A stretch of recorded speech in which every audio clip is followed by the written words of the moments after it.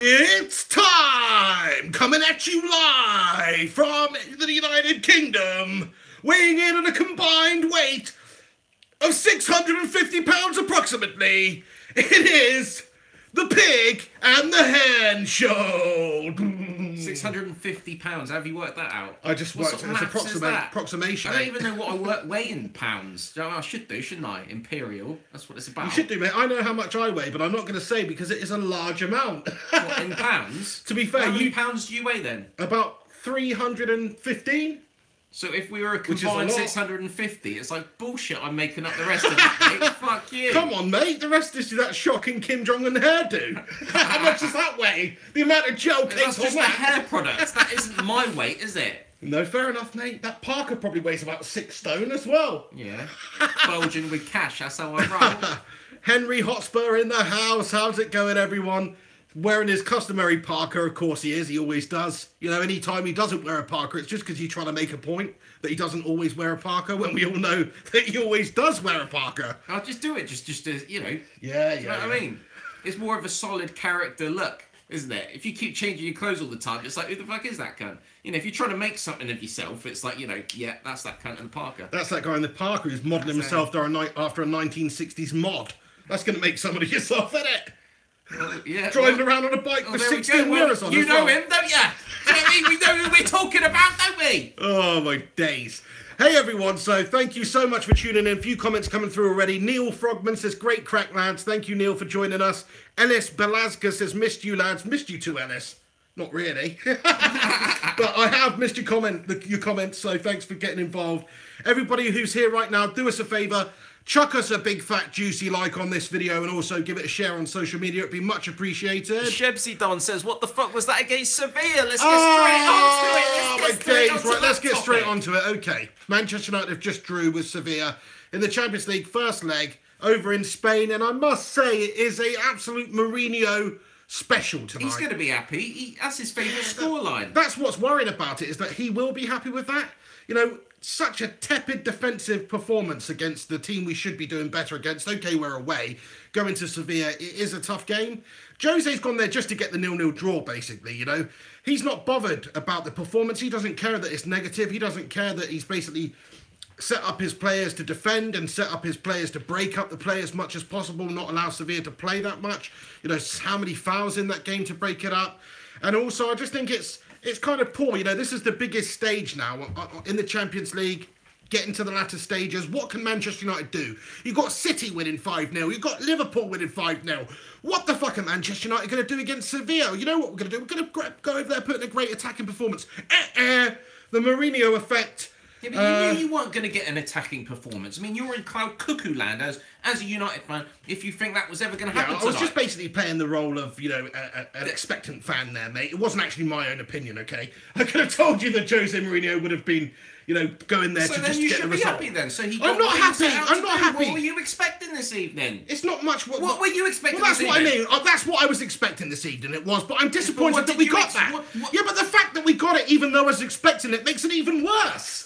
Because I want to be surprised sometimes. I want to be excited sometimes. You're not going to get that with Jose and United at the moment. Listen, look at those attacking talents we've got on the pitch, though, and they play so shite together. What is going on? You're right. When you talk about surprises, when you talk about things happening that, you know, you think, fucking hell, you know, that's something. You do not get that with Manchester United at the moment. You are the most predictable team in the whole league, probably. It's bad, isn't it? You know, even Huddersfield turn up and play good sometimes and play shit sometimes and stuff like that. Whereas Manchester United, you're basically always just that drone sort of Mourinho shit that kind of gets you through because you have got multi-million-pound players there. Of course you're going to win a few games. All right, of course you're going to be up there in the league. But are you actually performing to a level that is expected of United fans?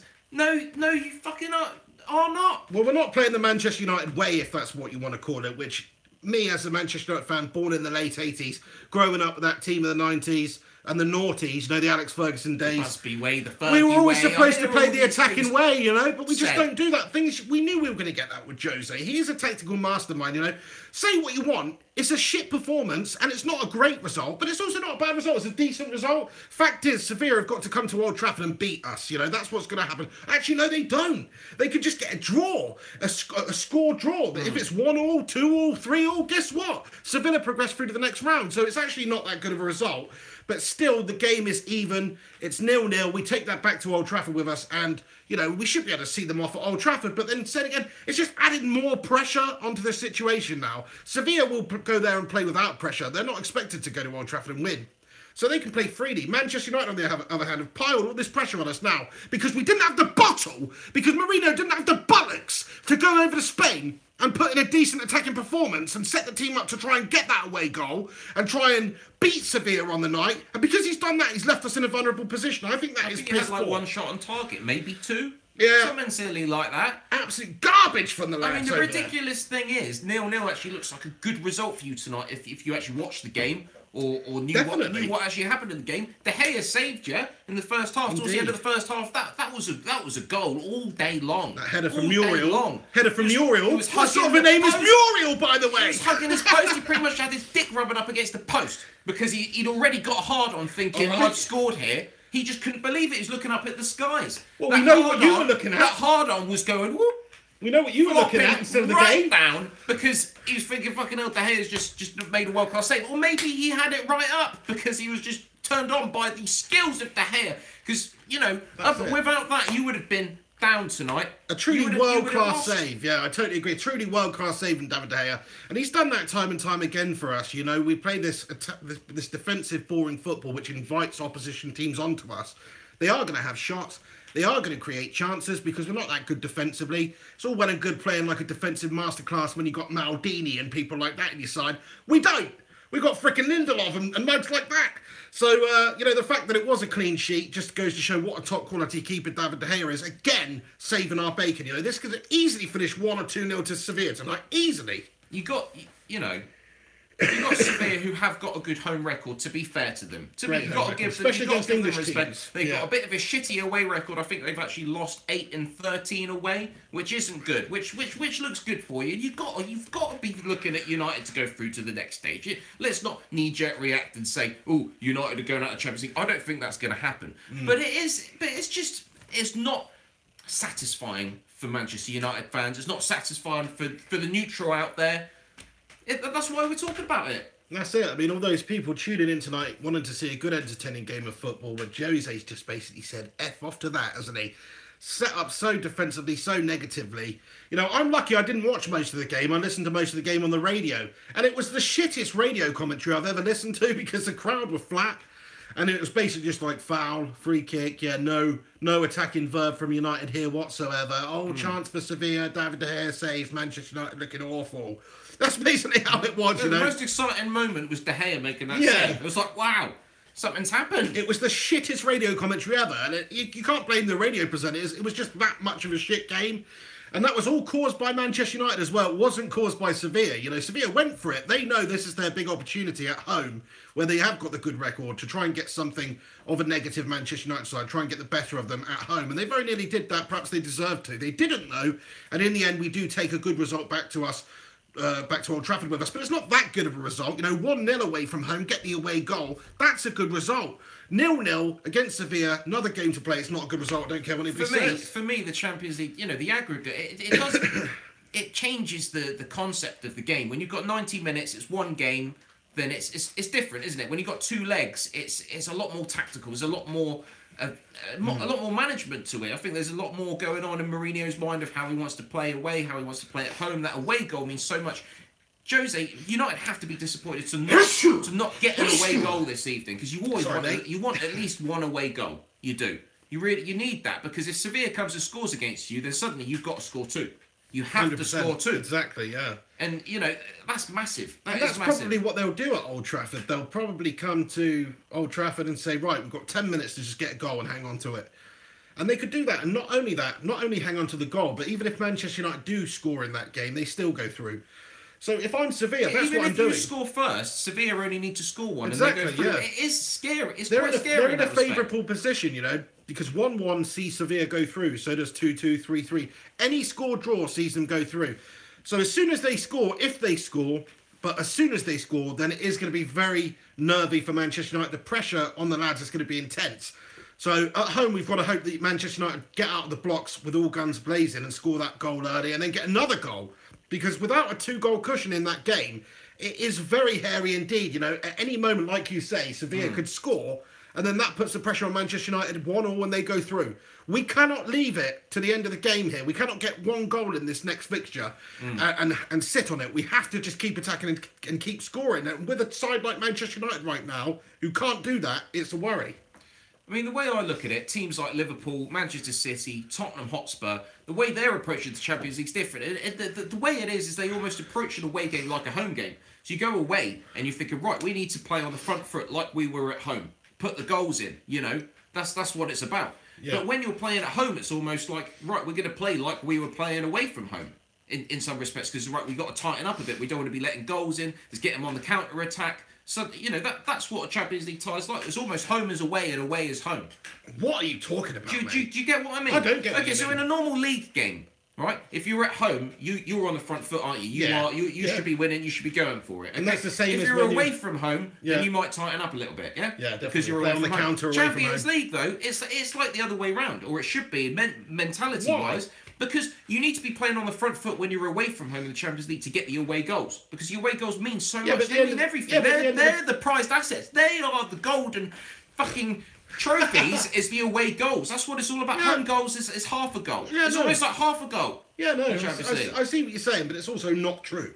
Because, of course, Manchester United, the whole reason Jose set them up like this is because it's an easier task to beat Sevilla at Old Trafford than it is going away there.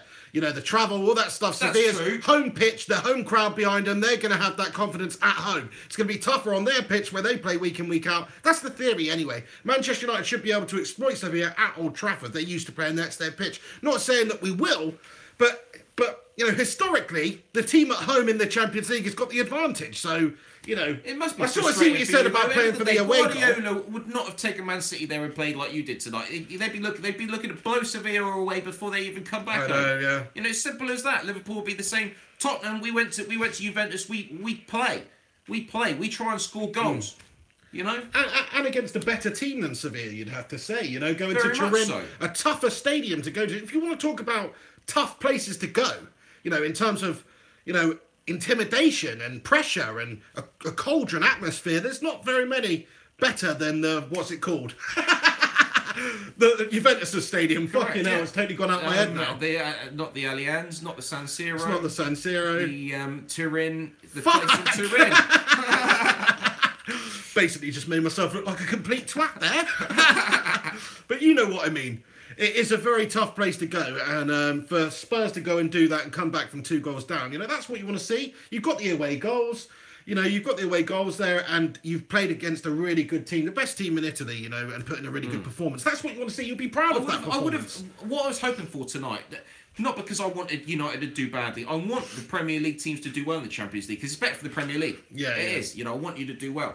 But I kind of hope that Sevilla would score first tonight, because then it'd be interesting to see what Mourinho would do then. Yeah. That would put you on the back foot. Right, they're winning the game now. What are you going to do? What are you going to do, Man United? Are you actually going to come and try and score some goals now? That may have even been better for you. Probably, it may have even been good if Sevilla had got the first goal, and then you would have maybe drawn 1-2-1. I totally agree with everything you just said, but isn't that a sad indictment of things that are going on at Manchester United right now? Of course it is. It takes a goal from the team that are at home, Sevilla in the Champions League, for Manchester United to go to plan B, which is then an attacking style of play.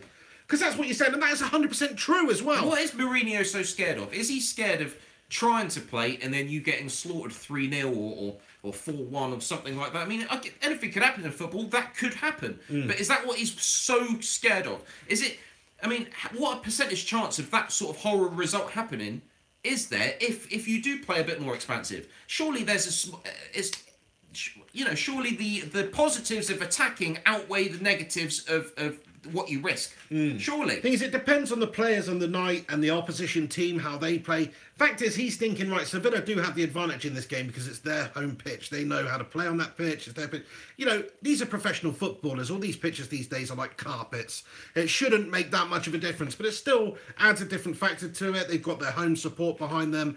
They're playing on their pitch with their dimensions that they play on week in, week out. So they know it. They feel more comfortable there. For Manchester United to go there, it's a little bit of a different game than it is at Old Trafford, but only, we're talking about a couple of % advantage here to Sevilla. So just the fact that we haven't actually gone there to try and score early, I think it's just basically us this season, isn't it, under Jose Mourinho? Negative Portuguese Mr. Bean twat. Go in there, setting up shot, defending to take the result back to Old Trafford, which is the what, you know, it's a 0-0. I mean, Spurs were 2-0 down. Guess what? They battled back and they finished the game 2-2. Now, you know, if this is tennis and it's deuce, it's advantage to Spurs because Spurs have got, you know, to play at home, although it's Wembley in their case, not actually their home stadium. But Juventus have to go there and they've got to win the game, whereas Spurs could just hang on. If it finishes 1-1, Spurs progress through to the next round. So the advantage is with Tottenham Hotspur, as is now the advantage to Sevilla, because, you know, they come to Old Trafford, they nick a goal early on. Manchester United have to win that game to progress through. Sevilla will have their tails up. They'll be disappointed that they didn't win tonight, but they'll be confident going into that second leg, thinking, we can match Manchester United. We can play these guys because you certainly have not made enough of an impression on that first game to worry Sevilla. Not at all. Not at all. Yeah. And like I say, the pressure's not on them in the return fixture. It's just not, because all the pressure's on Manchester United. They're millions.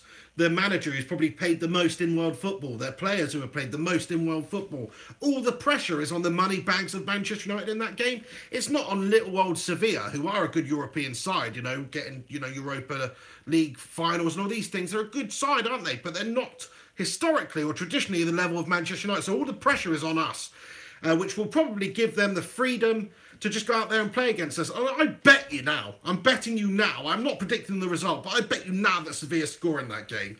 You know, because United have to go for it now. Now what you just said is, if Sevilla score early in this game tonight, Manchester United have to change their plan and go for it. Well, now we have to go for it at home because we are currently, you know, we're in a dangerous situation where if Sevilla score, then we are on the back foot. So, yeah, I think basically it's just a shit result, really. You know, the more I think about it, I was thinking earlier, it was a 0-0 result, take back to Old Trafford, it's decent. But it's dangerous, man. Sevilla will have their tails up, like you say. They will come to Old Trafford, try and score early and sit and hold onto that lead. Or even worse, as Manchester United try and get back into the game, leaving ourselves exposed at the back, Sevilla score another one. You could see something horrendous happening. I'm not saying that is going to happen.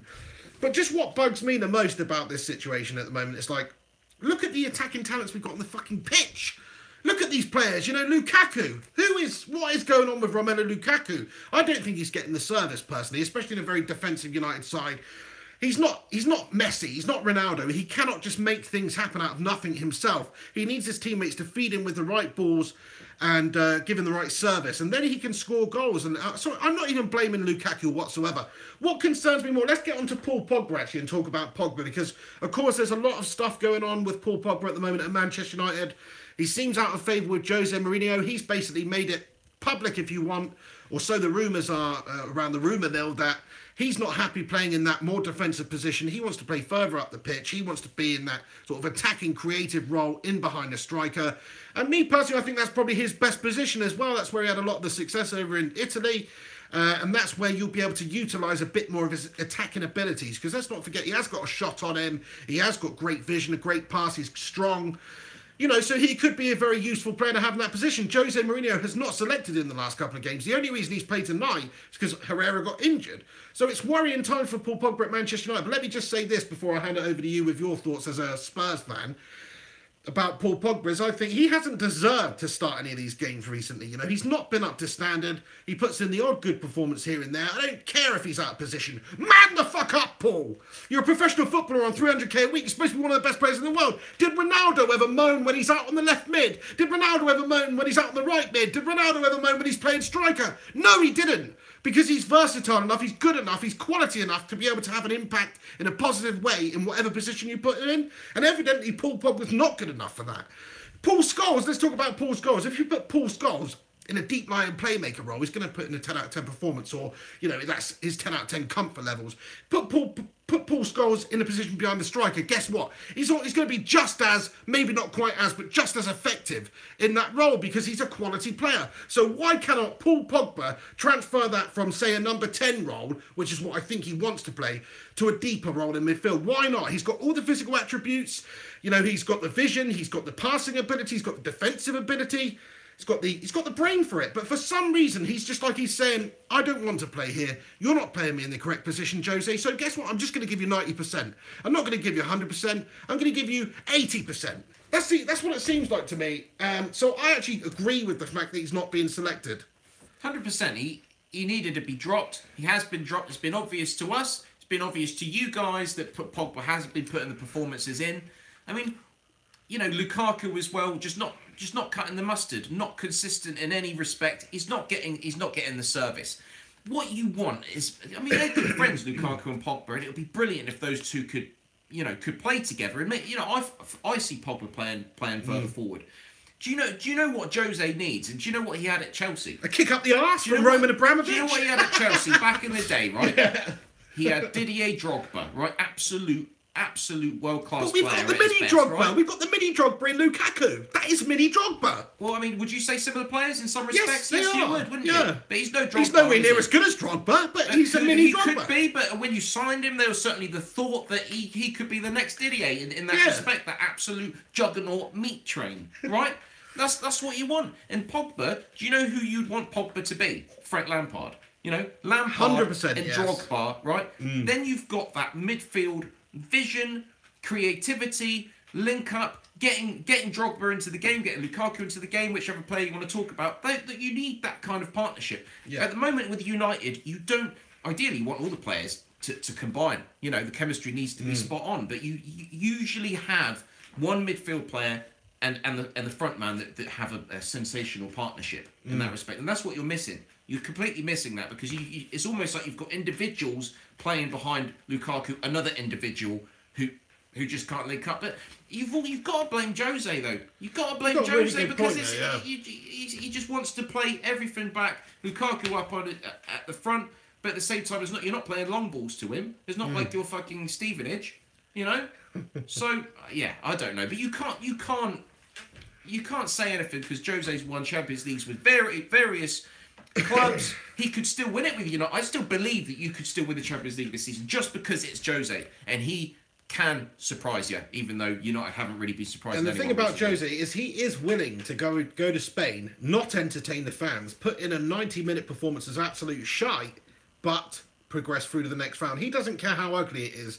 All he cares about is winning and progressing through the next round, which is, you know, there was lots of occasions last season on the run to our cups that we won where we put in shit performances. But guess what? We got through the round and we went on to win those tournaments. So he knows what he knows what he's doing. It had the potential to backfire tonight, though. You know, if not for David Gea making a great save, we would have had to have gone for it then.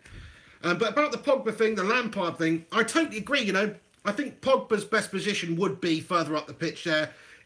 We want to see goals from Paul Pogba. Could he be a Lampard? Could I he think be he that could. goal-scoring midfield maestro? I think he could, but I mean, Steven Gerrard and Frank Lampard, compare them. Frank Lampard used to play a bit further up the pitch historically. Gerrard did play there at times, but he was more of a deep-lying midfielder, you know. I think that's what Jose Mourinho wants Steven Gerrard to be, like that deep-lying sort of playmaker Pogba who to be, also sorry. gets forward Yeah. box to box and has an impact in the attacking phases and scores goals. Pogba, yeah.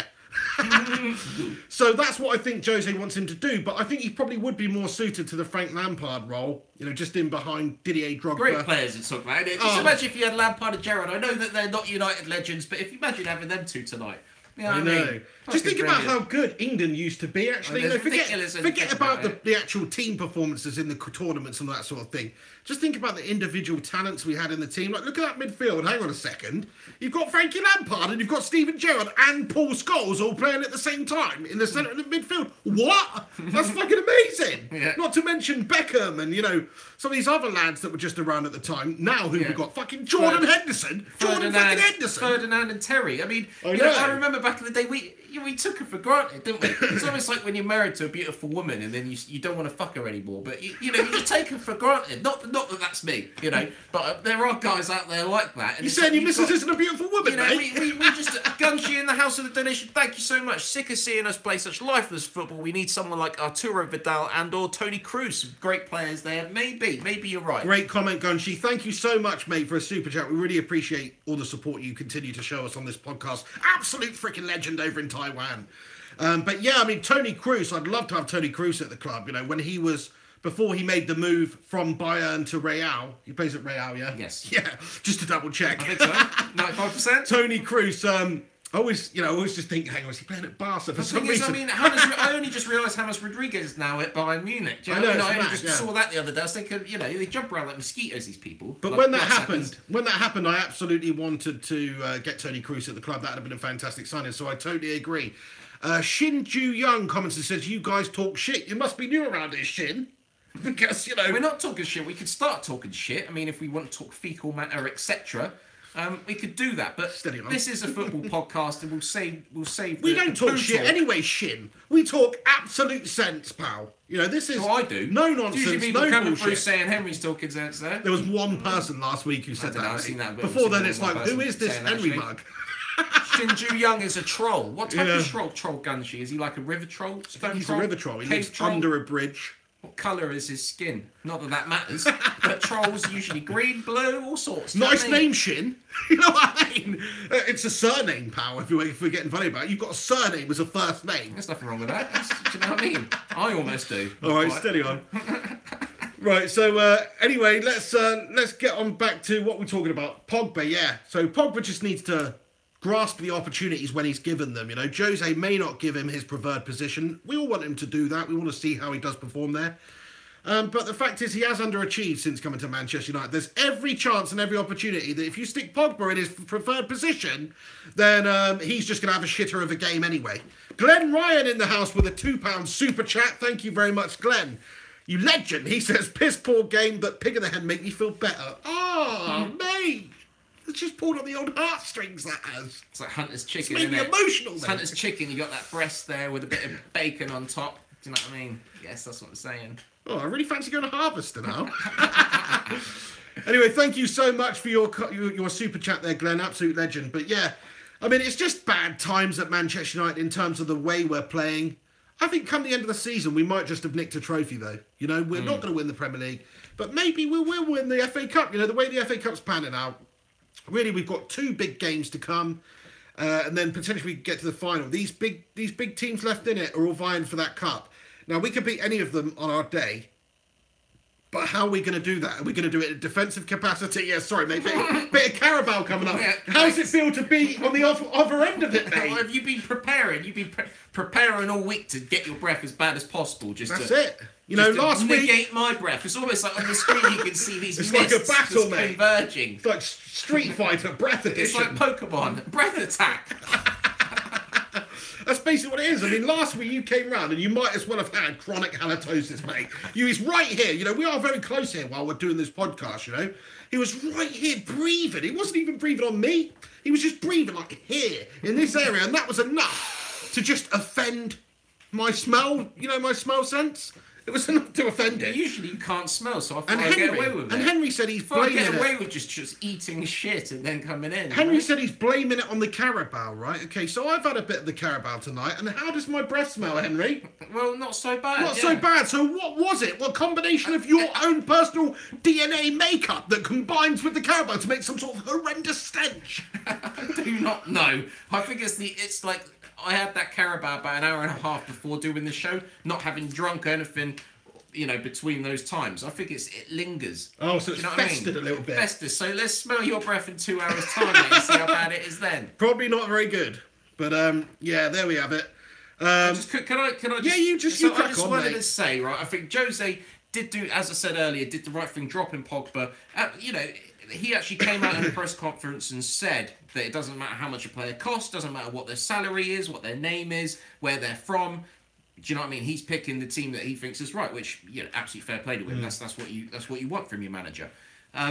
And, you know, brave decision to drop a player like Pogba for a Champions League game, the games that any player wants to be playing, especially, you know, a player that costs that much, all the spotlight's on him. Is, you know, he must have been desperately disappointed to not play today. So there are issues there that he's not playing. I like that about Jose, yeah. You know, to get McTominay playing, 20-year-old Scotsman, who's done very well under Jose, and he's a good player, and, you know, he must have been loving it tonight, thinking, fucking hell, I'm in, instead of, you know, pull £90 million Pogba over there. Do you know what I'm saying?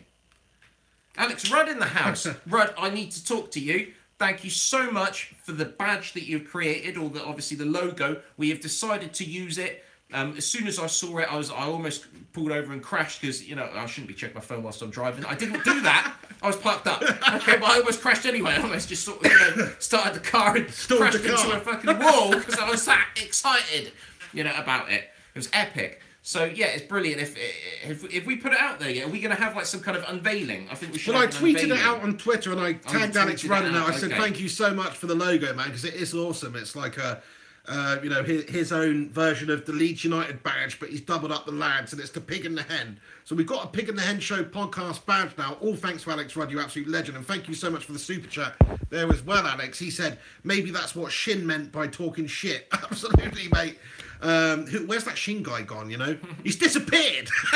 No, but what I love is that Leeds, you know, they put so much money, investment, time, speaking to fans, apparently, you know, like months and months of work went into the badge that's going to be used for the Pig and the Hen Show. You know, we should thank them. Maybe we should donate to Leeds for that. Thank you so much. We should, hopefully. You know, we were mugging it off. It's the worst badge ever, isn't it? Let's be honest. But it suits us. It suits us perfect. It suits us down to the ground. It's the shittest badge ever, but it suits us to a T. It's brilliant. It's fantastic. If you haven't seen it, go check it out. I love it. So that's going to be the artwork now over on the podcast, the audio podcast, where you can go and subscribe over on iTunes or on the podcast app on your phone. If you just search Pig and the Hen Show or Mr. Flying Pig HD or Flying Pig United, any of those things, it will come up with the Pig and the Hen Show podcast, and that will be the artwork that we're using. I will also put it on the thumbnail after this video. Of course, I just used like a generic stock photo from the game tonight because I didn't have time to make a proper thumbnail, but I will be putting this on the YouTube thumbnail as well. So Alex Rudd, you absolute hero, thanks again so much for making that. We've got a badge, so we should have a team. Shouldn't we get an 11 together? It's just me, you, Gunshi, Rincon on the right. Oh, I'd love to do that. I mean, Alex Rudd up front, mate. If you can score. I was talking to my friend Jay the other day. Oh, actually, hang on, Jack and Brad Gaming in the house. How's it going, Jack and Brad? £2 super chat from the lad. Thank you so much, Jack and Brad. Is that a lad or lad? I don't know. See, that's what I want to know. Brad. So why did you say lad? It's obviously two people, isn't it? Yeah, but surely only one of them's pressing the button. I believe it would be Jack. Why? Yeah, maybe. Because he's first. His name comes first. You know what I mean? Yeah, but maybe Brad's the bitch, and it's like, psst, press that button, Brad. You know what I mean? But if there's two of them, there's two of us, then we can get involved in the FIFA, and that could be epic. That's right. He just said, "Are we still up for playing FIFA?" I'm definitely up for doing it sometime, man. I mean, we'll have to get the old Xbox set up and stuff, but. Yeah, I mean, are you talking about having a game against us? You lads still up for FIFA at some point? He says, yes, we are. We will batter you. We are seasoned FIFA veterans. You know, we don't mess around with these, you know, these amateurs. You're probably like 11 or something, you know. I've been playing FIFA downstairs. No joke, the other day, I went into my mum's loft and I found a box of games. So downstairs you went into your mum's loft? Yeah, no. A loft downstairs? Makes no sense, mate. Makes no sense. But anyway, what I pulled out there was an old Sega Mega Drive with FIFA 94, FIFA 95, 96 and 97, which I believe actually the 97 was on the Sega Saturn, which I randomly had. Decent console, underrated. But basically, I've been playing this shit for getting on 25 years, my son. Actually, hang on, what's the maths there? Yeah, round about that. So you better watch yourself, pal. I've been playing it since, you know, since the 16-bit days, my friend. So don't fuck around with us. But anyway, yeah, we do look forward to playing you at some point. We'll get that sorted out, no worries at all. Hit me up on Twitter, actually, if you can inbox me. Back in the Pavel Nedved days. That's you know, absolutely, Pavel Nedved. I still remember him hitting the crossbar. And it's almost like the best crossbar hit ever. It wasn't a goal, but it was amazing. It was like in the Euros at some point. I think it's come towards the end of his career. Great player, Nedved. Some people called him Nedved. What was right? Was it Nedved or Nedved? Nedved, yeah, one of the highest rated players back in the day. You know, What a player! What a he player. was great player. But So should we look at some of the other? Moving on, should we look at some of the other? oh no, hang champions? on, wait a second. Before we move on, Henry, what I wanted to talk about is I was speaking to my friend Jay the other day. Yeah, also your friend. AFCJ. JFC. JFC Bournemouth. He's not on. we just called him that. He's not on YouTube or Twitter or anything. But if he was, he's a Bournemouth fan. His name's Jay. He's the Cole Pilkington to Bournemouth. our Merchant and Gervais, isn't he? He You're is. gonna get that mug involved one day. He's the Pilkington. Yeah, he's actually been on here before at some. He some has. point. Yeah. If you He doesn't like it though. He doesn't like it though. He just likes to watch us and never comment. Hi, Jay. That's why we need to send him off on trips like they do with Cole Pilkington and that. You know what That's I mean? right, record it. But anyway, I was talking to him about what you would do if you won the Euro Millions. It was like 180 million jackpot, whatever it was the other day. And the first thing I would do, I'm going to be honest with you now, apart from, buying the houses and the sports cars and all that shite and giving money to charity and all this stuff that I would do, you know what I'd do with my life? I'll tell you what I'd do with my life. I'd buy a football club, or even better yet, just build a football club, yeah? Now, I'm thinking somebody right down the lower leagues. Who's our local club, Henry? Poole Town. Up the Dolphins. Poole Town. Bang! £1 million. Probably not even that. Bought Poole Town. They're in like the 7th league or something below the Premier League. Guess what? I'll make it my life's ambition to get them to the Premier League. Might not be able to do that. But even into the Football League, getting a tiny club like Poole Town to League 2 even would be a massive monumental task. You can buy Sunderland for 50 million cut price. Exactly, yeah, there you go. And the fact is, you don't have to, if you've won 190 million, you don't have to invest that sort of money in them. You could just put a couple of million into the club. That's going to be enough to get them to the Football League, probably with good management. So what point are you trying good to make decision. it? The point is, that is my dream job. That's what I would do. Cares? Who gives a fuck? You've just got on a Because it's just a fun talking point, about isn't what it? you'd like to do if you were rich. It's a fun talking point. I'd just be like a sugar daddy chairman of a football club, a real small football club, my local football club. I'd either build a new one, start a new one, or buy Poole Town Football Club. The Pig and the Hen team. No. Pig and the Hen United.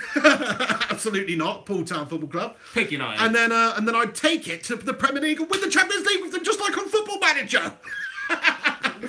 One day, mate. One day. No, that's what I'd love to do anyway. So that's my dream. A lot of people that is my dream. Yeah, but I wouldn't go and buy a ready-made club like Sunderland or whoever. I would try and take my local team or a team that I've just invented and founded and take them into the Football League. That's what I'd do with my life. I reckon Mike Damn, Ashley, I wanna win Mike the Euro Ashley Millions. should, when he says Newcastle should buy Sunderland. That'd be amazing, wouldn't it? Yeah. That'd be awesome. But I don't. Alex I don't know Rudd what's says, gonna will happen. you park the bus, Pig? Poole Town, will we park the bus? When it's necessary, better ask Jose. He's my first appointment. That's it. Your understudy. So let's look at some of the other Champions League's results, because we've had a couple of fantastic evenings of results. Obviously, apart from the United result, because what a shit game that was, as usual. But yes, I mean, let's look at yesterday. So firstly, it was the big one. Chelsea Barcelona. Did you watch it? Did you get a chance to find out Watch the a bit about highlights. the game? Watch Yeah? the highlights, yeah. What do you, Willian with a bit of a pinger. do you think that's a good result for Chelsea? Yeah, of course it's a good result for I Chelsea. think it's a good result. Anytime you come up against Barcelona and don't lose, it's a good result, Chelsea, I don't think Chelsea were that good from what I've heard. They did get a long shot goal in. It happens, But Willian, yes, some yeah. lovely stuff from Willian. Yeah, but, had if two you- or three on the posts, either post, and then its third that's one it. went in. That's it. But in terms of creating things, if you have enough long shots, eventually you score. I think maybe they got a bit fortunate there. I expect Barcelona to outplay them in the return leg. But then I think it's a good result for Chelsea. What you have to say about Chelsea is whatever sort of time in history they're at, since they've had this Roman Abramovich bloke come in and they're now a Champions League side, whenever they've come up against Barcelona, they've always given them a really tough game. It's almost like Barcelona's bogey team, if you like. There was, of course, that horrendous incident where Barcelona just basically went through and beat Chelsea when they shouldn't have, when Drogba was doing, it's a fucking disgrace, it's a fucking disgrace. That was a fucking disgrace, shocking referee and handball bollocks. So Chelsea deserved to win that game. VAR, haven't we, these days? There you go, Chelsea I deserved to don't win know, that do they game. have a Champions League? They don't But have a other than Champions that, if you look at the days when Chelsea actually went on to win this Champions League, they knocked out Barcelona, 10 men, Messi hit the bar from a penalty, They are Barcelona's bogey team. So I think Chelsea have got just as much chance of getting through the next round. Chevy Zidane says that was Messi's first ever goal against Chelsea apparently last game. Not Wow. apparently, actually, that was correct. I know that as a Wow, stat. really? That was his first goal. That was his bogey tee for Messi. But yeah, he put one away last night. No problem at all. I mean, for me, Chelsea There you is go, then. how you want to look at it. Do you want to look at it from the point of view of I want my manager and I want my team to go out and do the best that they can in terms of getting a result. And if that's your prerogative, regardless of how you play, then fair play to Conte, fair play to the way Chelsea set up last night. The goal that Barcelona scored was down to Chelsea error in some ways. They should have got rid of the ball. It was just a little bit of fucking around at the back there, and they conceded. They let Barcelona get the ball, so they could have won 1-0 in that respect. So fair play to them. But they have seen a lot of criticism today from other sectors saying that Chelsea are the champions of England. Yes, they're not having such a good season this year, but they're the champions. Why should you be scared of Barcelona? You're at home. You're at Stamford Bridge. They've come to your castle, and you'll say, oh, you're Barcelona, let's put on a party. It kind of reminds me of let's make a Game of Thrones reference. Don't have to be Game of Thrones. We could just go historical, general, medieval. Yeah, it's like you got a big castle. You got your men. Do you know what I mean? You're basically the king, isn't it? And everyone's like, oh fucking hell, this other king, he's an evil bastard. He's hardcore. And it's like, let's meet up. William the Conqueror, for this argument's sake. It's not like shaking his hand saying, I'm equal to you. Let's sit down, talk, negotiate about land and stuff. It's like, oh, come in, I'll put on a banquet for you. We're going to be all careful with you. We killed our best animals for you to eat, etc. It's like just taking it up the bum, isn't it? In that respect. So I don't know. It depends how do you look at it. Do you understand what point I'm trying to make or what I'm getting at with that? I totally understand what you're getting. When English teams come up against the likes of Barcelona or Real Madrid, we do play very tentatively, and you almost expect that they are going to get the better of you. But that's probably because they do.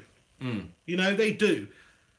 Over the last 10 years. He's done the right thing. You think anyone would play against Barcelona like that? Who's to say that Barcelona is better than anyone else? Pep Guardiola is probably Manchester City and Liverpool probably, and Tottenham, I guess, are the only teams that wouldn't play like that against Barcelona. Bayern Munich. Yeah. Now, yeah, I totally agree, but the thing is, if it's Jose Mourinho's Man United, guess how we're playing against Barcelona? Of course, like that, but you've got to do that sometimes. When you're coming up against these teams that have this excellent passing ability, these excellent movements, and these quality players, let's not forget they do have some of the best players in the world and one of the best players ever in their team. Any way you can nullify that, any team you can get to the point where you're limiting their chances, or even just letting them have chances but not key ones in dangerous areas, then you're doing a good job. And I think Conte will be absolutely over the moon about that result. Don't care. It doesn't matter how you play. This is the thing. They've only conceded one against Barcelona. It's not the end of the world. They're still in the tie. End of the day, that's all you can hope for. Well, I don't know though. It's very much. Was it Stamford Bridge? Yeah. Yes. Right. Okay. So Barcelona have got that away goal at the Bridge. You would hope, from Chelsea's point of view, that they would be able to get the win, take the win back to Spain, because at the Nou Camp it's going to be a horrendous task to win that game. Barcelona have got the away goal as well. So if Barcelona score, one or even if they don't score, they win the game. So Chelsea, they've got to go there, win the game, attack. It's going to be very difficult for them on that pitch. Barcelona, Messi all at home. I think Barcelona are going to battle. I think they're through, aren't they? The way that you just dressed it up there, they're going through. I think they're going through, but you never know. Chelsea could surprise us. Conte won the league with Chelsea last season.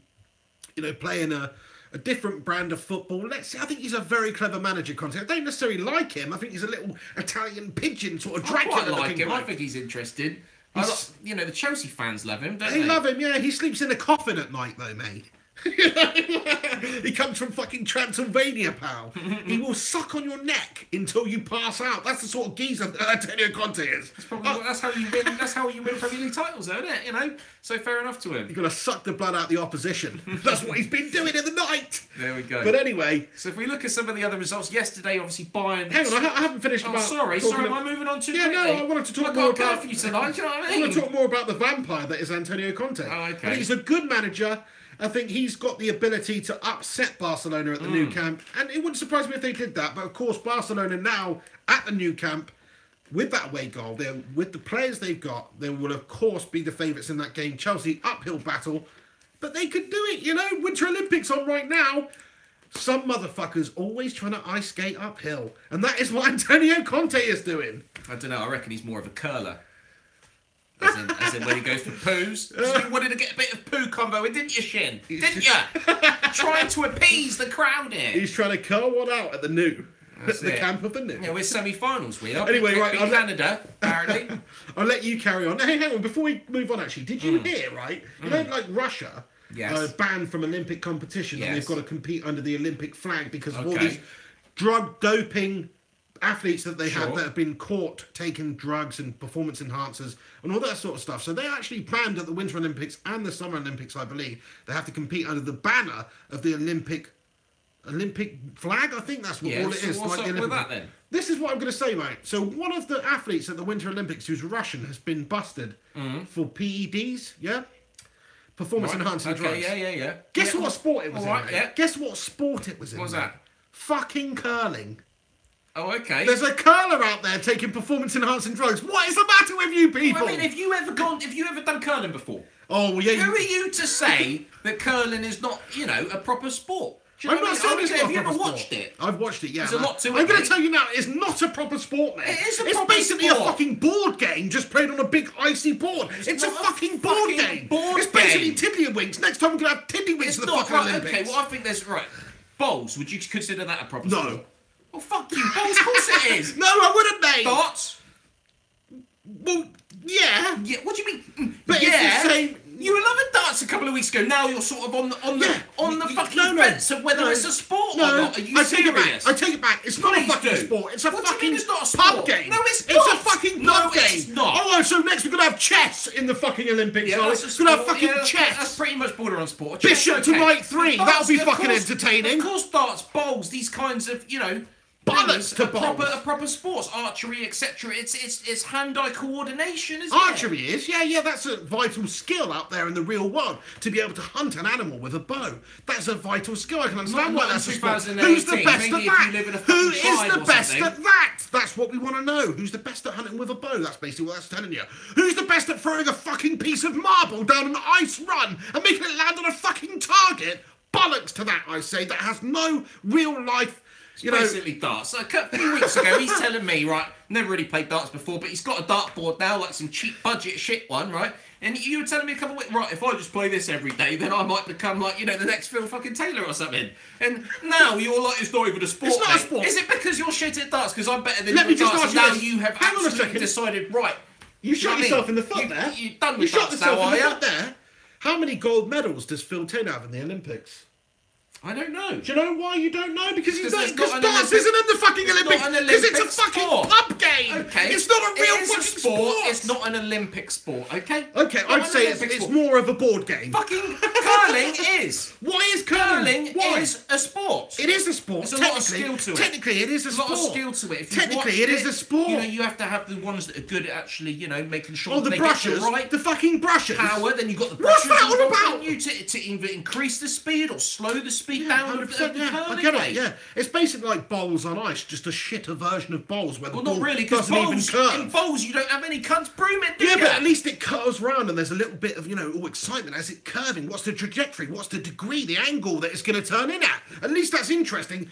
Curling's just like, let's throw this marble thing down. These brushes are going to either brush harder or brush. It's a bullshit sport, mate. I'm sorry. But anyway, the point I was making is that somebody's actually tested positive for drugs to enhance their performance in fucking curling. Yeah, well, I mean, that What's the matter brooming- with these people, though? I mean, when you're brooming, the quicker you can do it, the better. And if you can have a performance-enhancing drug, that means that your arm action is going to be that, it's going to give that person an advantage. So he needs to be banned. Well, fair enough. I think whatever it is. we've split the subscribers on this one. I can see the comments coming through. Some people saying darts is not a real sport. Some people saying it is. Some people saying curling is bollocks. Some people saying curling's a I great think sport. this is we just opened a can of worms here, innit? This is a subject that we will save for another show. No, hang on, I don't to a certain want- extent, I- and we'll discuss what sports are Listen. sports and what sports aren't sports. I don't want Alright? to offend anybody. If you're a diehard curling fan and you go there and you go, come on, GB curling, or some shit like that, then firstly, I feel bad for you. But secondly, that's your prerogative. If you want to follow curling and be a fan of curling, that's entirely up to Exactly. you. Watching Why it can't on they? the telly while the Olympics is on, in the Britain's hope and hunt for gold medals, I get that. Yeah. But are you What's the telling me problem? that you're going down to your local freaking ice rink on a Saturday and watching the under-14s curling team play? No, Some you're people not. might do. Well, yeah, fair enough. It's a lot more niche, isn't it? It's obviously not football. Unless you're is Barry it? Bennell. Football's like pretty much the most popular worldwide Oh, sport. dear. So of course it's not going to be on the same sort of level. You mug. Well, England isn't really great at Winter Olympics either. Maybe that's why I don't really like it that much, because we just don't have much snow. You know, we're not great at Winter Olympics. You know, Norway are smashing it at the moment, aren't they? Why? They're a fucking Nordic, like, you know, they're a cold country with shitloads of ice. They're going to be special at those sort of things. England are just not very good at it. We're better at the Summer Olympics. We're better when it comes to water. You know, we are an island. Swimming, rowing, sailing, we're great at those type of things. Cycling, we're brilliant at. Track and field, we're good at. But in terms of winter sports, we're just not that good, are we? I mean, how many gold medals have we got at this Winter Olympics? Do you know? I haven't really been following it that much. No, we haven't got any gold medals yet. We haven't got any gold medals. One of our biggest hopes was Christy something or other. I've forgotten her last name. She's more famous now for crying because she was disqualified, and she's been disqualified six Olympic Games in a row. She's won the worlds. Yeah. But she, her dream is to win an Olympic gold, and her story's basically been talked about recently.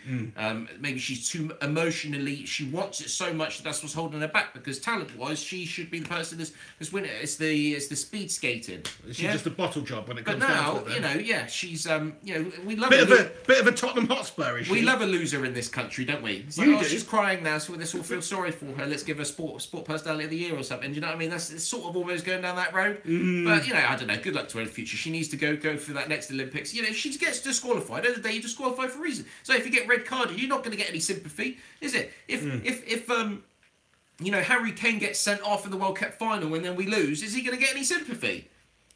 Would he get any sympathy? Not Probably really. From you. Well, maybe from me, yeah, because I love Harry Kane, don't I? But you know what I'm trying to say. But I don't like the fact that your chair's higher up than mine, mate. It almost makes it look like that you're bigger or taller than me. Well, we can all swap, mate, can't we? I look like a little minion sat next to you, but then I'll be way too bigger than you, mate. I'll look like Thor, And you'll make it look like some little minion. It's like why is Thor hanging out with Kim Jong? You are not Thor at all. Maybe I'm Kim Jong, but you are not Thor. Why the fuck am I not Thor, mate? Come on, I can have a big hammer. You do not look like Chris Hemsworth in any shape. Chris Hemsworth isn't Thor, mate. Yes, he is. He's not the original Thor. He's not the original Thor, he's Thor in the movies, isn't he? In the movies, yeah, in the recent movies, not the old movies. Fuck Chris Hemsworth, mate. But anyway, I just don't like that anyway. Let's quickly look at the other Champions League result. Bayern have swept Besiktas away. So hang on. Don't you want to talk more about? Don't you want to talk more about curling, mate? No, I don't. Do you not? No, I don't. Oh, hang on, because I want to talk more about curling. The other day, there was an incident, very controversial actually. It sort of reminded me, of the need for VAR in curling. Because there was an incident, the British women's team, I don't know what category or whatever it is, we're playing against curling, don't you? You're mucking it up. I'm a secret curling fan. That's it, I'm a secret curling fan. Anyway, the other day we had a controversial decision. When you curl one out, you're thinking, aren't you? That's how I was. That's how you you're literally sweeping whilst you're curling one out, aren't you? That's how into curling you are. Anyway, listen. Right, Great Britain, it was come down to the final point, right? We needed to get this curling block, whatever the fuck they're called. What are they called? What? Who? I'm not even listening. I was switched off. Like the puck. Yeah, whatever it's called. The big puck. Stone, the curling stone. The curling stone. I don't know if that's what it's called, but that's right. We need to get the curling stone in the end zone, right? I don't know the lingo, but anyway, and there's like a little LED on the top of or a laser or some shit on the top of the curling stone that goes off after it's been released. After the line, it has to be released by the thrower before the line. Okay, sure. Kind of like how a long jumper has to jump before the line, right? Yeah, so they've got to let go of the handle. Would you let me speak? They've got to let go of the handle before the line. Otherwise, it's a foul throw, right? Got ya. Or a foul slide, if you will. Okay. Now, unfortunately, it was ruled as a foul throw, right? Okay. So the slide, they said that it was released after the line, and the red LED was flashing, which means that it was a foul. England lose, Great Britain lose. That's your end of your Olympics. You've been training 4 years for it. See you later on. Hold on a second, talking about the women, mate. Here, right? This particular team, calm down. I think that's a disgrace because they showed the replay and she definitely released it way before the line, yet the LED went off there. What are they using? Hawkeye here or something? Either way, technology screwed Great Britain over there once again. This time working against us. It was an absolute controversial travesty. Wow. Who gives a fly? I care. I'm very passionate about curling. I was saying all that stuff earlier. I'm just talking about it in jest. Really, curling's my passion. Well, anyway, I'll let you crack on. Oh. like I was trying to say, so it looks like Bayern are going to be getting through to the next stage Love of a the bit of curling, Champions Jack. League, right? So Bayern swept away Besiktas. The other result of today, today's game, Shakhtar 2, Roma 1. Roma scoring first, Shakhtar 2. The only other team to have beaten City, apart from Wigan, and obviously Liverpool this season. But yes, obviously Roma's got the away goal, so you don't know who's going to go through there. You got any thoughts there? Who do you think is going to win the Champions League? Because we are getting down to the final kind of teams now. Tottenham, Juve still got it all to play for. United, Sevilla, Barca, Chelsea still got it to play for. But then you certainly got the teams that are going straight through, like Bayern, like Manchester City, like Liverpool. So it's an interesting one, isn't it? I mean, if I'm a betting man, which I am, I'm probably saying Bayern Munich have the best chance, closely followed by Manchester City. I think those are the two most impressive teams in Europe at the moment. Okay. I think Barcelona are right up there, of course. You can never rule out Real Madrid. They might be having a bit of a calamity domestic-wise over in La Liga. But they showed the other day against PSG, they've still got quality players that can make it happen on any night. Plus, there's even more emphasis on them to do well in the Champions League this year, because it's like they're not going to win the La Liga. So it will be a successful season, though, if they win the Champions League. So, but there's a lot of managers out there that are thinking that. Is it? Yeah, Jose's fucked up this season, so he wants to win the Champions League. Obviously, Pep's quadruples off the cards now, so let's make it the treble. That's what he's thinking. But there's a lot of managers that are sort of under pressure to win the Champions League. Who's the most successful team in the Champions League? Who's the most successful team in the Champions League over the last 5 years? Barcelona? No. Real Madrid? Yes. Okay, yeah, Real Madrid. By the way, I don't know that. I don't actually know that, but I'm assuming because they won 2 in a row and they are the most successful team in the last 5 years in the Champions League, right? So don't rule them out. They've still got the same players, still got the same manager. Ronaldo, if he's in a Champions League semi-final, you're going to get the very best Ronaldo, and he is a game changer, not to mention all the other top-class players they've got. So on their day, they've got just as much as a chance and a great opportunity to win the Champions League as anybody else. But right now, if you're looking at it from a form point of view, from a squad point of view, from a manager point of view, all that sort of thing, you have to say City are right up there, Bayern are right up there. The other English clubs, they're sort of wild cards. You don't expect Tottenham to necessarily get to the final. They haven't been there before. They haven't done that. They're new to this, really. Manchester United, they're going through a transitional period still. You can see that in the style of football we're playing and the top quality players that we have that are not performing. It's just not quite happening for Manchester United at the moment. Though, on our day, with everything going our way and Jose getting the tactics right, then we can beat anybody. It's just the same with Liverpool. It's just the same with Chelsea. So, really, it's actually a really exciting Champions League this year. Liverpool, I have a feeling Liverpool's the dark horse. So they're the real dark horse of actually being able to do something because they're fucking phenomenal. Oh, come on. What the fuck's Kloppy going to do, phenomenal. Mate? He ain't going to win nothing. I have to admit, right, Ryan Kirkpatrick there, I take it you're a Liverpool fan. Liverpool aren't new to the Champions League finals. Of course they're not. Winners, 2005, was it not? They haven't won the Premier League though, have you? It's not don't get too excited, right? Neither of you. Or the Champions League. But there we go. Spurs fan trying to mug off a Liverpool fan. Can you believe it? Tottenham, aren't they? Mid-table club. What are you on about? But Liverpool, I really do enjoy watching them. I have done this season. I think absolutely brilliant. I even almost enjoy watching them more than Tottenham in terms of footballing, attacking, going forward, brilliant games, and the excitement of the games because they, it's end-to-end stuff pretty much all the time. Absolutely fantastic.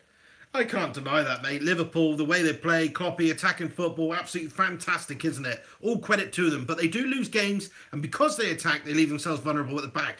But Jurgen Kloppy, that crazy German, Jurgen, he is going to get to the final with Liverpool this year, and then he's going to lose 5-1 in the final or something. That's what he does. Borussia Dortmund twice in the final 2 years in a row. He battles it in the finals. He's a Jurgen German final bottler.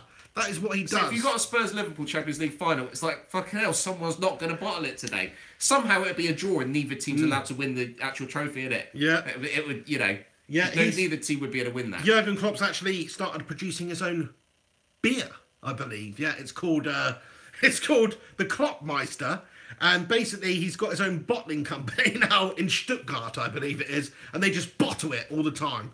That's what he does. So he gets to the final and then he bottles it. That's Jurgen for you. Holston Klopp. So anyway, yeah. What else are we going to talk about then before we wrap this bad boy up? Okay, so let's move on to the other cup that has been going on recently.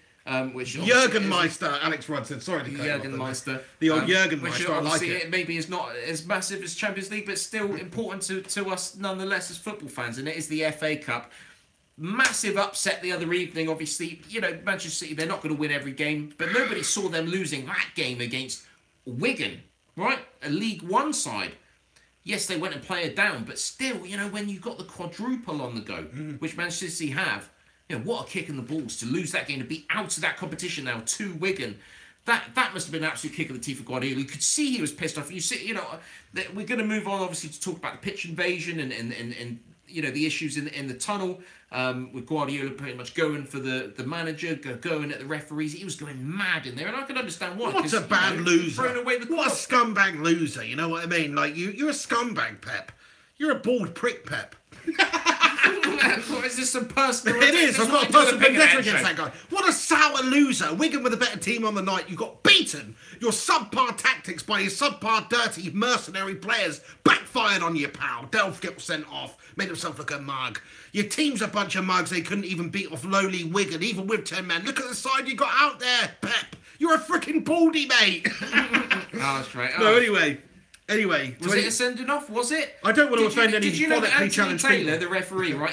He went for the yellow first. I know, he wrote his name down on the yellow card first. And then he changed first. his mind to a red. I don't know if that's influence from, you know, fourth official. It's because he heard Pep moaning on the Wigan sidelines. players, you know, but it's... I don't know. I don't like that. I don't like... But he's entitled to do so, but hopefully he wasn't influenced by, you know... Maybe he just replayed it in his brain and thought, yeah, it's a red card, I'll send that prick off. So he could have been... Some people look at it and say red card changed offence. his mind, yeah. You know, it's one of those, so he's been sent off. Maybe it wasn't, happens, maybe right? it was. I thought personally it was, there you go.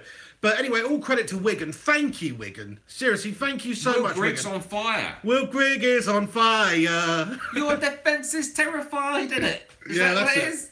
Brilliant. Will Griggs on fire. Your defence is terrified. Yeah, that one. What about, whoa, Will Grigg is on fire.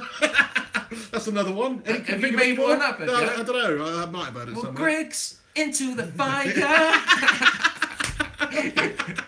Come on, put more fire in it. Oh, Come on, mate. shit. Come on, It's try pressure, it. it's pressure, Here we go. isn't it? Here we go. It's In pressure. fact, we could start a new thing on the show where we come up with a word for the week, and it's who can sing the most songs with that word involved. I know, you put me right on the good, spot isn't it? now. Oh, you put me on the spot. Keep talking, mate. Let me think. So, I mean, the travesty of it is, you know, it would have been, you know, what people should have been talking about is Wigan's fantastic performance, City obviously capitulating in the way they did. What a brilliant result that is. And just to show the magic of the FA Cup. But unfortunately, more was spoken about the pitch invasion at the end, the Wigan fans acting up, City fans acting up, Guardiola acting up. And, you know, the whole, you know, fucking Aguero pretty much lashing out at a fan or something. I know the charges have been dropped. But a lot of shit going on in that game, wasn't there? A lot of shit. Fire. Dun dun dun. Will Griggs on fire. Dun dun dun. What song's that? What's that You know that song? song? Fire. Dun dun dun. Fire. I don't know if I know that one. Yes, you do, mate. You know, somebody out there's going to tell me what it is. I don't know what it is. I've got to But figure it out goes the fire thing now. Dun, Dun, dun, dun. dun. Probably doing it no justice at all here, you know, so apologies for that. But yeah, terrible scenes from the Fire Manchester City starter, fans. twisted fire starter, Will Griggs fire starter, twisted fire starter. Yeah, bring it, Fucking mate, good bring one, it. mate. Fucking good one. Yeah. That was a good one. I think we might have to stop it here, though. Stay Clint, how's it going, Stay Clint? He says it's called Fire. Oh, okay, that makes sense. That makes sense. Yeah, who's it by? Please tell me. I'd like to know, just to tell Henry. Rest in peace, Liam Miller. Maybe it's him. Or maybe that's Maybe the that's chap him. then. So the ball's over in my court, is it? I've got to come up with a song about Will Grigg now. That has fire in it. And it's not easy, you know. It's not easy. Alex Rudd says Prodigy. Yeah, we're not talking about that There one, we go. Alex. You legend. We're not talking about that one. We know that one. Right, 5-second roll it. 5, 4, 3, 2, extended 1, 0.5. Come on, give him a proper chance. Right, That's okay, it, yeah, then. no, I'm out. Sit down, I so lose. win. I can't think Yes. that quickly. Yes. Oh, Goonshi's just give me one as well. Go on, sing it then. Will Griggs on fire. His love is my only desire. Will Griggs on fire.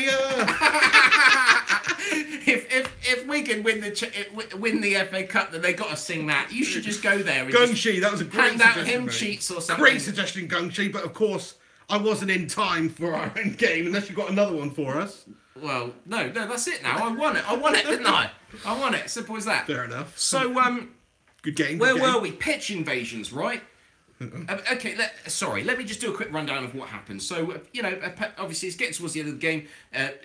Wigan have scored the winner towards the end of the game. So, obviously emotions are high. Wigan fans are going crazy. Right, from what I've heard, maybe it was under-policed, maybe not enough stewards, etc. Obviously, the Wigan fans getting mouthy, City fans getting mouthy back. I think journalists were getting right up in City fans' faces, and they were getting pissed off by it because their team's losing. They're like, get the fucking cameras out of our faces, etc. So the media, from what I've heard, could potentially be partly to blame for the promotion, exacerbating it.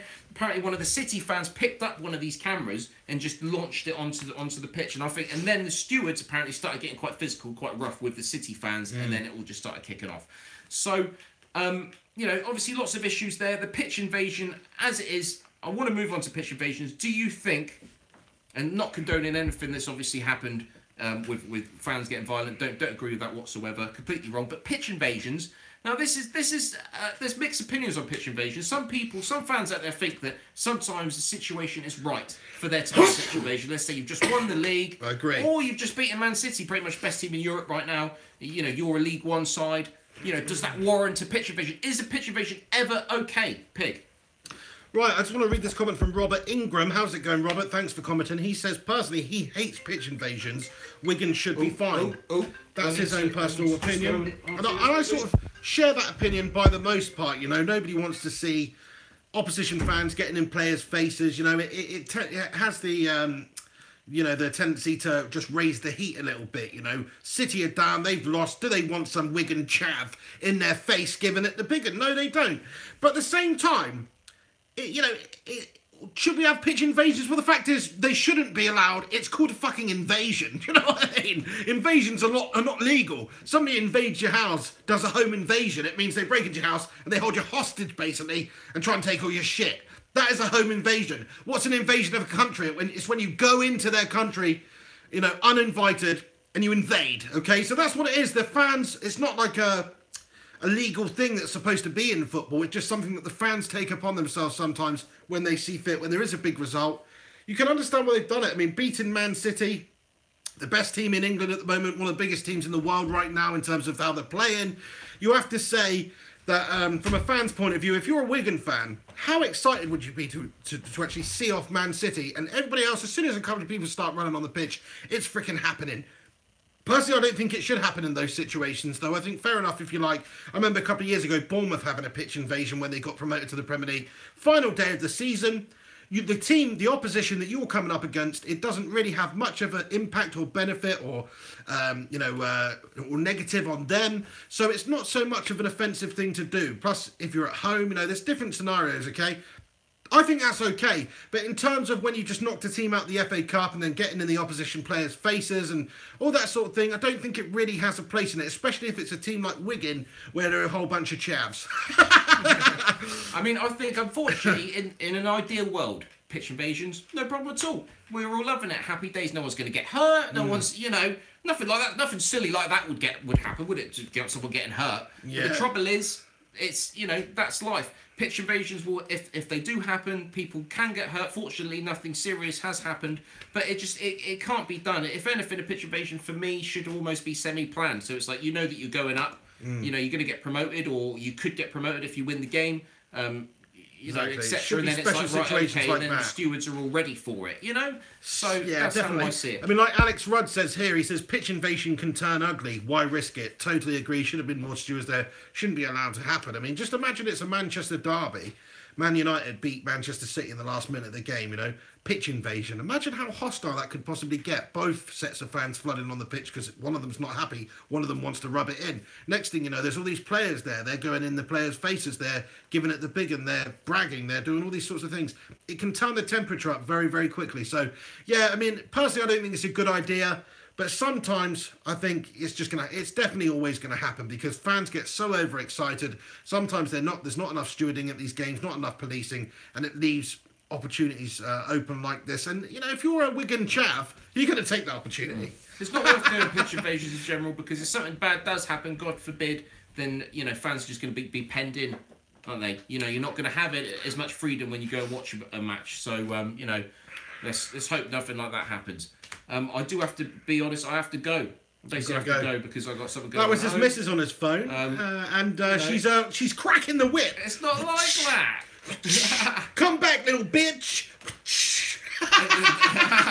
Sorry, mate. I personally don't know what it's like to be married. I did want to talk about the West Brom taxi gate, but we're going to have to save that into the next show, aren't we? It's Barry, Liverpool. Do you know what that is? That's Henry under the thumb. Yeah, all right. What, mate. you wanted to talk about Barry Bennell being the paedophile champion? That's not What an funny. Is absolute... it terrible? No, it's not funny, sorry. He's going down for years. He's going to die in prison, and Rightfully so. What a sick so. fuck. What a sick fuck Barry Bennell is. Nobody call your kids Barry. By the way, that name sort of died out of these. You don't get many Barrys these days. You know why? Because most of them are pedos. That's why you don't get many. Can't say stuff like that. Sorry if anybody's called Barry watching, but, I won't leave you at home with my kids. That's what I'm saying. But no, to be fair, he's an absolute sicko. I would say he's not quite as bad as Jimmy Savile, but he makes Adam Johnson look like a saint. That's the sort of guy he is, Adam Johnson, some bird, maybe she looks older than she is. It's terrible because she told him that she was only 15. He knew that. And he still went there. She still got her to touch him and all that, Still committed the assault with an underage girl. It's shocking from Adam Johnson. You're a paedophile, son. But you're not nearly as bad enough as a paedophile compared to Barry Bennell. You're actually a good pedo. You're a good pedo, Adam. Ruined a lot of people's lives. Same way that Savile did. I mean, these people are absolute monsters. Monsters. And, fuck them, basically. Absolutely terrible, isn't it? Unfortunately, in places like football, these things do and have happened and probably still do happen. Because it's they target they want to get into football so that they can work with kids. It's like you hear about scout leaders and stuff. It is sickening. But hopefully in prison, Barry Bennell will be the 12-year-old. What is sickening though is Gareth Barry, Jake Livermore, Johnny Evans, and Bose Myhill. 4 of them in Barcelona. I assume they must have been drinking. If not, then it almost makes it worse, right? Do you know what happened, right? Scum. They're in a taxi. Okay, this is like, what, 5:30? It's almost as bad as Adam Johnson, if you ask me. Not 5:30 in the morning, but it's past 12 o'clock in the evening, right? They're in a taxi. Taxi driver has actually gone through the drive-through by the player's request to get them 4 Big Mac meals, 4 chicken burgers, right? I read this. This is actually this has genuinely been reported. Big old meal, a healthy meal, fit for champions. He gets out of the taxi to go to retrieve the food. Because I said, maybe they can't pass it through the window because there's quite a lot of meals there or whatever. And then Gareth Barry jumps in the driver's seat and drives off, and they're all having a laugh because they've nicked this guy's taxi, right? So, do you know what I mean? I don't know if they got their food or not, but.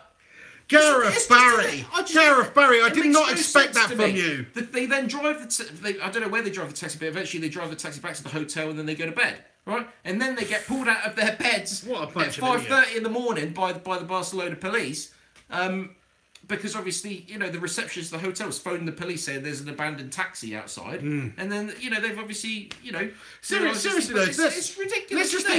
Let's just think about this for a moment. So you've got all players. Buster Cherry's just said they're all over 30 years of age. Yeah, Johnny Evans, Gareth Barry. Hang on a sec. Mature players, 36 years old, Gareth Barry, he's the ringleader here. You would have thought it from Barry. You know why he's done that? Because his name's fucking Barry. His name's Barry. He's also a paedophile, right? No, he's not. Well, how do you know that, mate? If he's going to steal a taxi... You can't say stuff like that. Okay, sorry, Gareth Barry. I'm going to take it back now. But do you know what the second most popular pedo name is? Gareth. Just saying it, okay? But, no, shocking stuff from them. This bloke, okay, this Spanish taxi driver... Are you a Bale or are you a Barry? This Spanish taxi driver... He's just trying to make a living. He's not on the hundreds of thousands of pounds a week or a year or whatever these turds are on. He's trying to make an honest living in a very hard way for not a lot of money, really, compared to these twats anyway. And what do these guys do? They're over there for warm weather training, which was basically what Adam Pardew's excuse for a fucking piss up. It's going over there, they're supposed to be focusing on their profession. What do? They're going and ordering Big Macs, getting pissed up. Even if they're not pissed up like you say, it's even worse. He's either a drink-driving bastard or he's a sober criminal.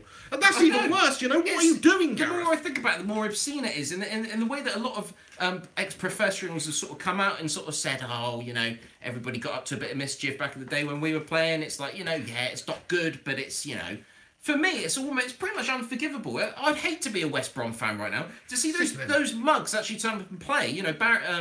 Johnny Evans actually started the game. Yes, he The only way that I've seen them be punished is that he got the captaincy taken off him for one game. Apparently, I've read today that he is going to get the captaincy back.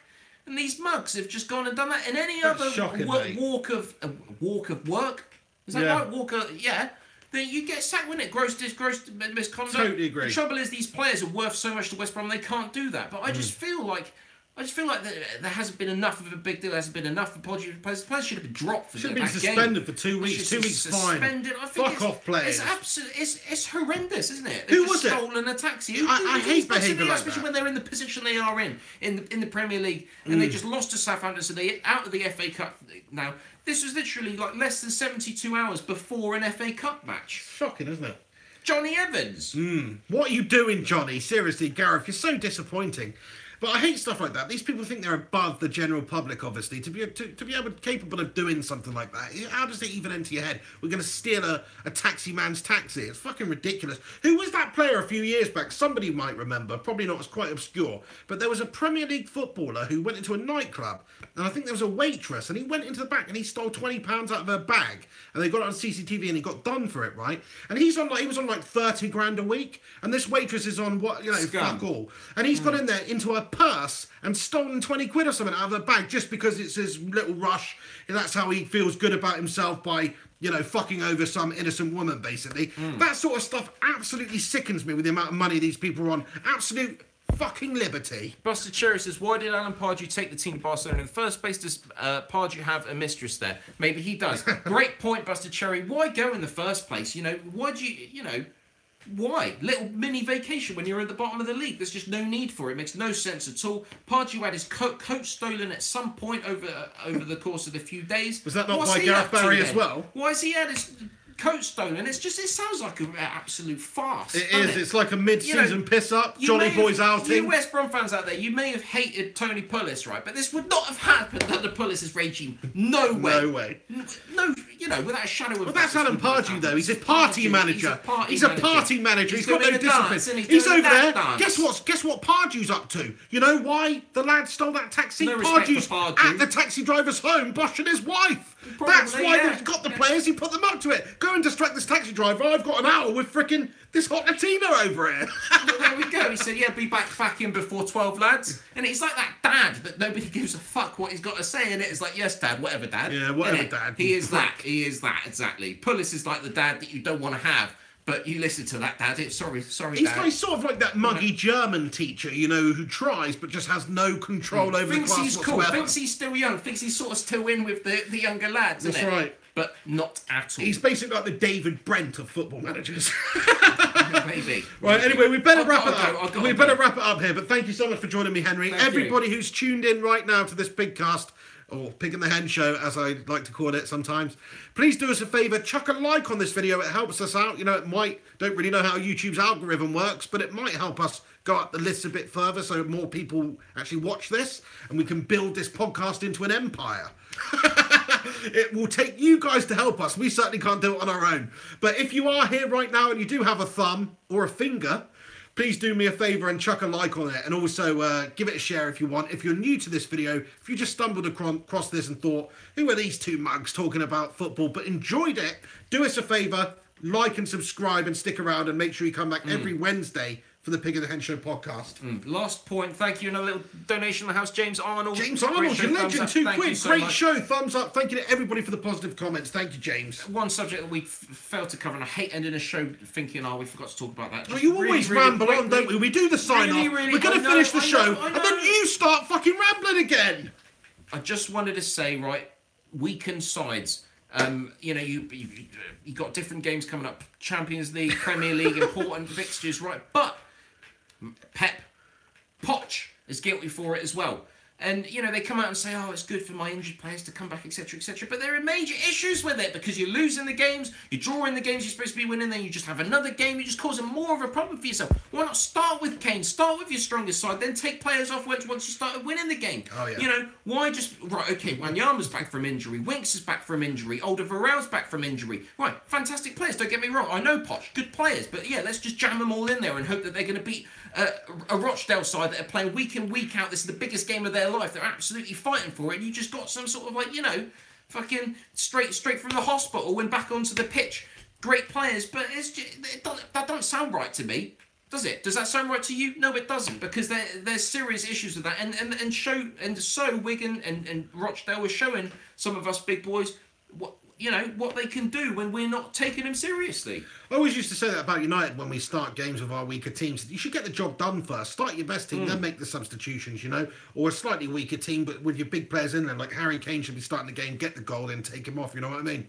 But basically what that allows is it allows Rochdale a bit more belief. At the end of the day, that's the biggest game of a lot of those players' careers. Some of those players are coming to the end of the career. This is their chance to get an upset, to giant kill a team like Tottenham Hotspur. And they're going to put absolutely everything, every fibre of their being into trying to do that. Whereas with Spurs, putting such a weakened team out, what it's basically saying is we've got this in the bag, lads. They're looking around, they're looking at the opposition team, going, who are these Rochdale lads? We're going to batter them. And guess what? That invites negativity, of course it does. And that invites an upset, and that's exactly what happened. I don't like.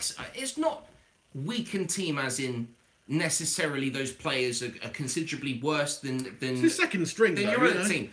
It's wasn't it 11 changes? It's more about breaking the form of your team. You've melded this team together, Poch, where you've got Dyer and Dembele absolutely on fire, and then you've got obviously Eriksen's son, Kane and Ali in front of them. Maybe sometimes Lamella, or it has been for that last Champions League game. Then you know who you're back for, kind of thing. And then suddenly you're just mismatching it, and then there's a team that's not a team because they have not been playing together for a string of games and playing well together, because that's the issue for me. In the FA Cup Tottenham, we should be looking to win that. I'm happy we're still in it, and hopefully we'll be able to get past Rochdale. At Wembley, I don't see that being a problem. And then we've got Swansea, either Swansea or Sheffield Wednesday in the next game. What a great way to end the podcast, mate. God, we couldn't have ended it where we, signed off a couple of minutes ago. We had to talk about the fucking Rochdale game, didn't we? Talk about Tottenham. Unbelievable. I've got to get this person. Anyway, I'm going to go. I'll see you later. Everybody who's tuning in right now, please chuck a like on the video. I can see there's still 52 people stuck in here watching this. There's only 38 likes on the video. Sort your lives out. Just press that fucking like button. It's not hard, is it? You're going to get a lot of dislikes now, aren't you? Probably. If you do dislike, it's because you don't like him. Fair play to you. Fair play to you. Right, anyway, thanks so much for tuning in. This podcast is on every single Wednesday night. We don't know what time on a Wednesday night. 9:30 should be the new sort of time. A little bit later, so apologies to Gunshy for you having to stay up a bit later. Yeah, sorry about that, Gunners. That's how it is, commitments and that. I've got to go. Yeah, he's got to go, but thank you so much for tuning in. Go over to the podcast app as well on your phone or soundcloud.com. Search for Mr. Flying Pig HD or The Pig and the Hen Show. Subscribe over there. Leave a 5-star rating if you can. It will help us on iTunes get found and that sort of thing. So please do that. Leave a review if you're that way inclined, if you enjoy the show. And once again, me and Henry just want to say thanks so much for getting involved. It really does mean a lot to us that people watch these videos and interact with us and even send us super chats and things to hopefully allow us to improve this podcast. I'm going to order a couple of microphones in a couple of days. This podcast is going to improve in quality. And the reason for that is, I'm not a rich man. The reason I'm able to do that is because you guys have actually sent us physical money in the form of super chats to be able to do this. So everyone who does support this podcast, mate, nobody wants to hear you tapping your shitty watch, all right, mate? Get out of my fucking face now. Right, thanks so much for getting involved. You're all a bunch of legends. We'll see you next week, same sort of time, on the Flying Pig United YouTube channel. Take it easy. We'll see you soon. I've been the pig. I've been the hen. And we'll see you soon. Do the fist thing and take it easy. See ya. Alex Rudd, you legend. Take it easy. See you soon.